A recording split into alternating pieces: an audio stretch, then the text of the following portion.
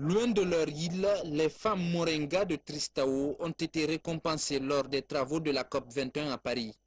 Un prix sur la protection de la mangrove leur est décerné par le système des Nations Unies. Un signe de réconfort et d'encouragement pour l'ONG Partenariat Recherche Environnement Média qui pilote ce projet d'autonomisation des femmes dans les îles Katfra, Kadigné, Kapken et Katchek. Ici à Conakry, une remise du prix est organisée par le gouvernement. C'est un prix qui a été obtenu après 2 années de terrain. J'avoue qu'un travail reconnu, félicité et présenté au monde entier, c'est toujours un réconfort. Aujourd'hui, on parle de dérèglement climatique. Ce sont des activités humaines qui le causent.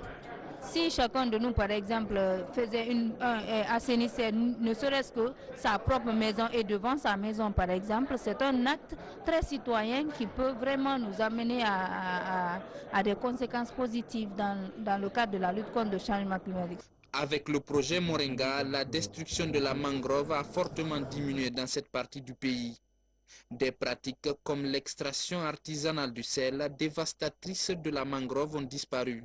Désormais, les femmes de ces îles ont d'autres sources de revenus.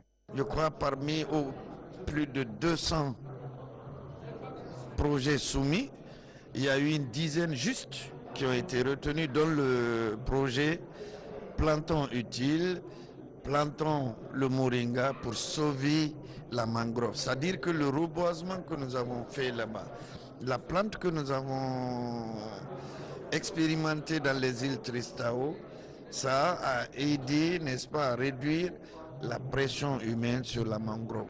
Après 2 ans d'activité, la culture du moringa fait du chemin dans les îles Tristao.